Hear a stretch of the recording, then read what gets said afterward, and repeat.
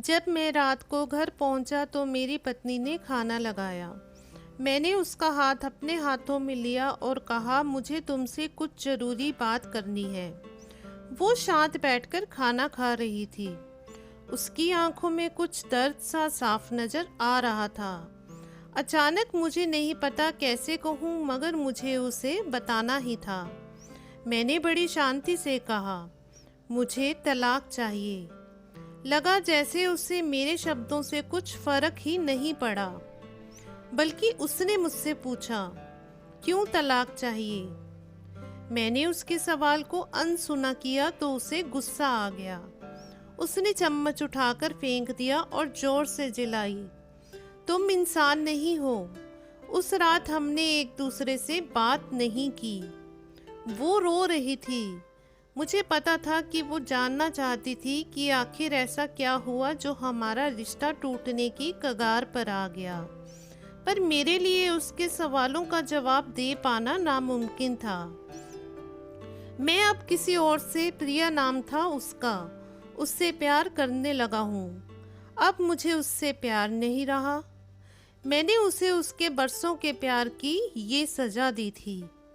भरे मन से मैंने तलाक के पेपर तैयार किए। उसमें लिखा था कि वह पूरा घर, कार और कंपनी की 30% शेयर ले सकती है इस तलाक के बदले में। लेकिन उसने उन पेपर्स को देखा और उनके टुकड़े टुकड़े कर दिए। वो औरत जिसने मेरे साथ जीवन के 10 साल बिताए थे, वो आज मेरे लिए अनजान हो चुकी थी। मुझे इन 10 सालों का जो उसने मेरे लिए बर्बाद किए, मगर मैं क्या करूं? जो हो चुका मैं उसे बदल नहीं सकता था, क्योंकि मैं किसी और से, अपनी पत्नी से भी ज्यादा प्यार करने लगा था। आखिरकार उसके सब्र का बांध टूट गया और वो फूट फूट कर मेरे सामने रोने लगी। मेरे लिए उसका रोना एक तरह से उसकी रिहाई की तरह था। तलाक की ये बात जो कई दिनों से मुझे परेशान कर रही थी, अब बिल्कुल साफ हो चुकी थी। अगले दिन मैं घर काफी लेट आया। मैंने देखा कि वो टेबल पर बैठकर कुछ लिख रही थी। मैंने शाम का खाना नहीं खाया था, लेकिन फिर भी मैं सीधे ऊपर जाकर अपने कमरे में सो गया, क्योंकि पूरा दिन प्रिया के साथ रहने और कई जगह घूमने के बाद मैं बहुत ज्यादा थक गया था। वो शायद रात को उसी टेबल पर लिखते लिखते सो गई थी। सुबह उसने तलाक देने की शर्तें मुझे बताई।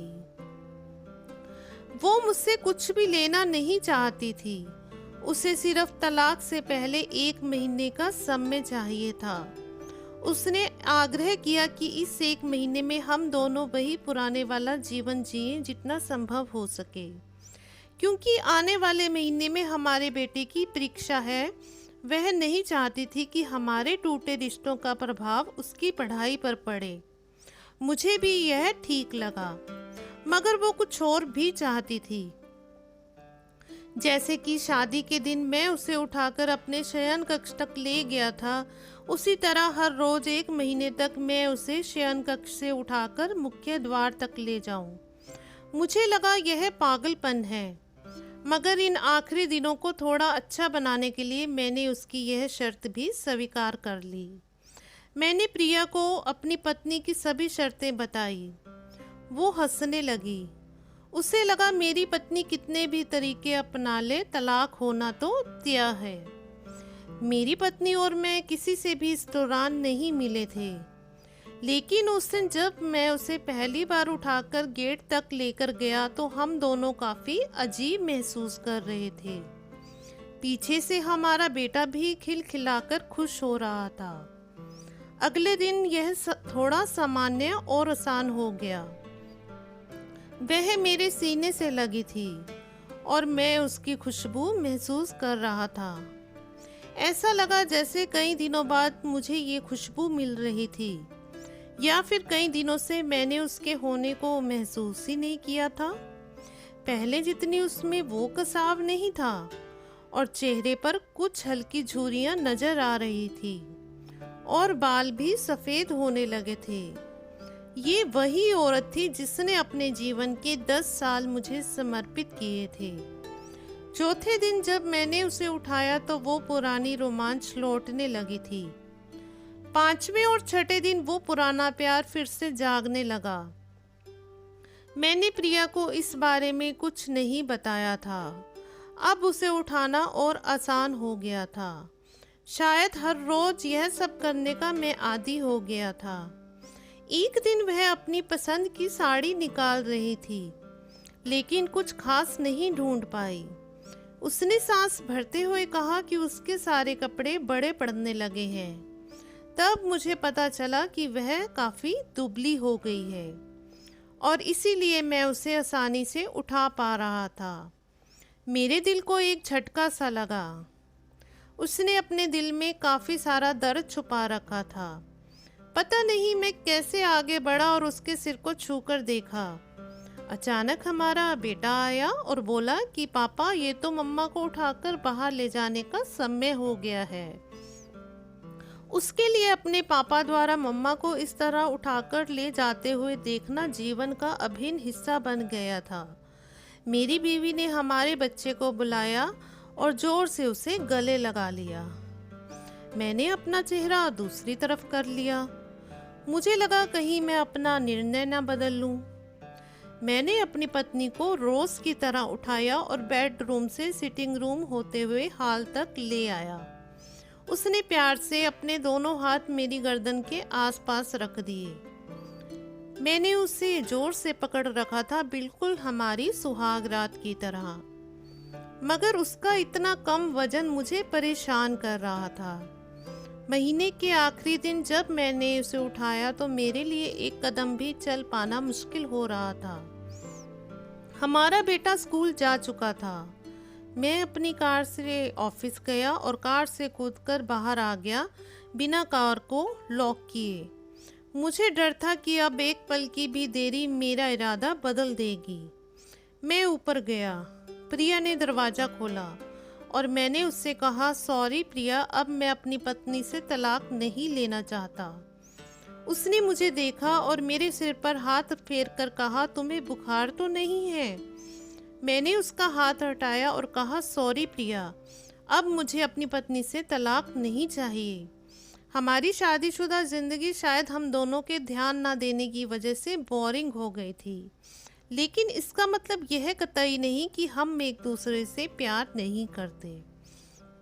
अब मुझे एहसास हुआ है कि जिस दिन मैं उसे शादी करके अपने घर लाया था, उस दिन से जीवन के आखिरी दिन तक मुझे उसका साथ निभाना है। प्रिया के होश उड़ गए। उसने मुझे एक जोरदार चांटा जड़ दिया मेरे मुंह पर। वह रोने लगी और दरवाजा अंदर से बंद कर लिया। मैं सीढ़ियों से नीचे उतरा और आकर अपनी कार में बैठ गया। आगे एक फूल वाले की दुकान पर रुका और अपनी प्यारी पत्नी के लिए एक सुंदर सा गुलदस्ता लिया। दुकानदार ने पूछा कि इस पर क्या लिखना है। मैंने मुस्कुराते हुए कहा कि मैं तुम्हें जीवन के आखिरी दिन तक यूं ही उठाता रहूंगा, मेरी अर्धांगिनी। उस शाम जब मैं घर आया हाथों में गुलदस्ता लिए, मेरे चेहरे पर एक मुस्कान थी। मैं ऊपर अपने कमरे की तरफ भाग कर गया, लेकिन तब तक वह मुझे छोड़कर इस दुनिया से जा चुकी थी हमेशा के लिए। वो कई महीनों से कैंसर से लड़ रही थी, लेकिन मैं प्रिया के साथ इतना खोया हुआ था कि कभी ध्यान ही नहीं रहा।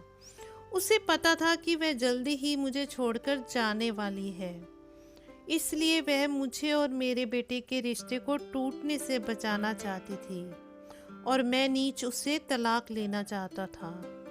लेकिन फिर भी उसने मुझे अपने बच्चे की नज़रों में एक प्यारा पति और पिता बना दिया था। जीवन की छोटी छोटी बातें रिश्तों में बहुत महत्व रखती हैं। बड़ा घर, बड़ी कार और बैंक बैलेंस ये खुशियों का हिस्सा जरूर बन सकते हैं, मगर अपनों के बिना इनकी कोई कीमत नहीं। स्टोरी कैसी लगी अवश्य बताएं। अच्छी लगी हो तो लाइक कर दीजिएगा, शेयर कीजिएगा और चैनल को सब्सक्राइब करना मत भूलिएगा। और इस कहानी के बारे में कमेंट सेक्शन में मैसेज करके अपनी राय जरूर दीजिएगा। धन्यवाद।